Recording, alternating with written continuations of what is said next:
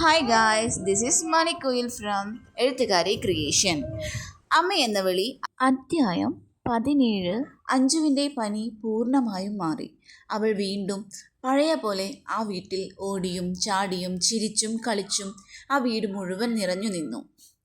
ഒരു ദിവസം രാവിലെ നയൻതാര കലണ്ടറിലേക്ക് നോക്കി. അവൾ ഞെട്ടിപ്പോയി. അതെ, ഇന്ന് ആ ദിവസമാണ്. അഞ്ജുവിനെ ആദ്യമായി കണ്ട ദിവസം. ട്രെയിനിൽ കാവ്യ അവളെ തന്നെ ഏൽപ്പിച്ചിട്ട് ഇന്നേക്ക് കൃത്യം 1 വർഷം. നയൻതാരയുടെ കണ്ണുകൾ നിറഞ്ഞു. ഇന്ന് ഇന്ന് എൻ്റെ മകളുടെ ജന്മദിനമാണ്, അവൾ പതുക്കെ പറഞ്ഞു. നയൻതാര അഞ്ജുവിനെ നോക്കി. അവൾ കളിച്ചുകൊണ്ടിരിക്കുകയായിരുന്നു. അന്ന് അന്ന് നിന്നെ എൻ്റെ കൈകളിലേക്ക് കിട്ടുമ്പോൾ നീ എൻ്റേതാകുമെന്ന് ഞാൻ ഒരിക്കലും കരുതിയിരുന്നില്ല മോളെ. അവളുടെ ശബ്ദം ഇടറി. നിന്റെ അമ്മ നിന്നെ എൻ്റെ കൈകളിൽ ഏൽപ്പിച്ച് പോയപ്പോൾ നിന്നെ കുറച്ചു ദിവസം നോക്കിക്കൊള്ളാമെന്നാണ് ഞാൻ കരുതിയത്. അവൾ കണ്ണുനീർ തുടച്ചു. പക്ഷേ പിന്നെ നീ എപ്പോഴാണ് എൻ്റെ ജീവിതമായി മാറിയത് എന്ന് എനിക്ക് തന്നെ അറിയില്ല. നയൻതാരയുടെ കണ്ണുകൾ നിറഞ്ഞൊഴുകി. അത് കണ്ട് അഞ്ജു പതുക്കെ അവളുടെ അടുത്തെത്തി. അമ്മേ, അവൾ വിളിച്ചു. ആ വിളി കേട്ട നിമിഷം നയൻതാരയുടെ ഹൃദയം പിടഞ്ഞു. അവൾ അഞ്ജുവിനെ നോക്കി. അമ്മ കരയണ്ടാട്ടോ. അഞ്ജു തൻ്റെ കൈകൾ കൊണ്ട് നയൻതാരയുടെ കണ്ണുനീർ തുടച്ചു. നീ നീ വന്നിട്ട് ഇന്നേക്ക് 1 വർഷം തികഞ്ഞിരിക്കുന്നു, നയൻതാര പറഞ്ഞു.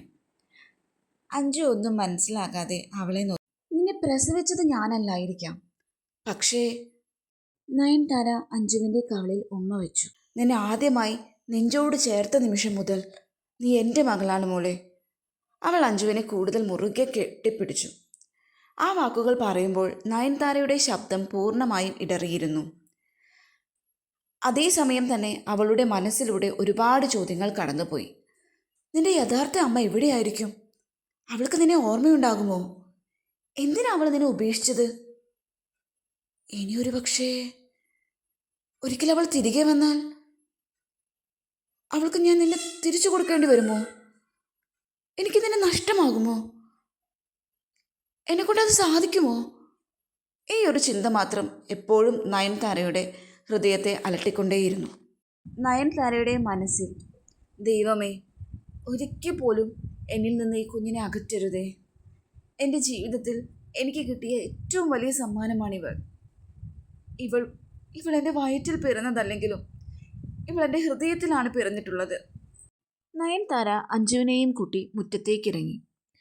അമ്മയും മകളും കുറേ നേരം മുറ്റത്ത് കളിച്ചു. അതിനിടയിൽ മുറ്റത്തേക്ക് ഒരു കാറ് വന്നു. അതിൽ നിന്നും വിമൽ പുറത്തേക്കിറങ്ങി. അവനെ കണ്ടതും അഞ്ജുവിൻ്റെയും നയൻതാരയുടെയും മുഖത്ത് പുഞ്ചിരി വിടർന്നു. വിമൽ കാറ് തുറന്ന് അതിൽ നിന്നും കേക്ക്, കളിപ്പാട്ടം, പിന്നെ മറ്റൊരു കവർ കൂടി എടുത്തു. അവൻ അതും കൊണ്ട് അവരുടെ മുന്നിലേക്ക് ചെന്നു. അഞ്ജു സന്തോഷത്തോടെ ചിരിച്ചു. അവൻ്റെ കയ്യിലെ കേക്ക് കണ്ട് അവൾക്ക് ഒരുപാട് സന്തോഷം തോന്നി. നയൻതാര അത്ഭുതത്തോടെ വിമലിനെ നോക്കി. നയൻതാര, കാറിൽ വേറൊരു കവറുണ്ട്, അതൊന്ന് എടുക്കാമോ? അവൻ ചോദിച്ചു. ഓ, അതിനെന്താ, എടുക്കാമല്ലോ. അവൾ പോയി കാറ് തുറന്ന് അതിൽ നിന്നും കവർ എടുത്തു. അവൾ ആ കവർ തുറന്നു. ആഹാ, ഇതൊരു നല്ലൊരു വൈറ്റ് ഫ്രോക്കാണല്ലോ. അഞ്ജുവിനുള്ളതാണോ? അവൾ തിരക്കി. ഈ വീട്ടിലേക്ക് കൊണ്ടുവരുമ്പോൾ അത് അഞ്ജുവിനല്ലാതെ പിന്നെ മറ്റാർക്കാണ്? അവൻ തിരക്കി. എന്തിനാ ഇതൊക്കെ വാങ്ങിയത്? കയ്യിൽ കേക്കൊക്കെ ഉണ്ടല്ലോ. ഇന്നെന്തെങ്കിലും പ്രത്യേകതയുണ്ടോ? അവൾ തിരക്കി. ഇന്ന് നമ്മുടെ അഞ്ജുവിൻ്റെ ജന്മദിനമല്ലേ. ജന്മദിനമോ? അവൾ തിരിച്ചു ചോദിച്ചു. അല്ല, അവളെ നമ്മുടെ കയ്യിൽ കിട്ടിയിട്ട് 1 വർഷം തികഞ്ഞിരിക്കുകയല്ലേ. നമുക്ക് അവളുടെ ഡേറ്റ് ഓഫ് ബർത്ത് അറിയാത്തതുകൊണ്ട് ഇന്ന് നമുക്ക് അവളുടെ ബർത്ത്ഡേ ആഘോഷിക്കാമെന്ന് ഞാൻ കരുതി, അവൻ പറഞ്ഞു. നിനക്ക് ഈ ദിവസങ്ങളൊക്കെ ഓർമ്മയുണ്ടല്ലേ? അവൾ ചിരിച്ചു.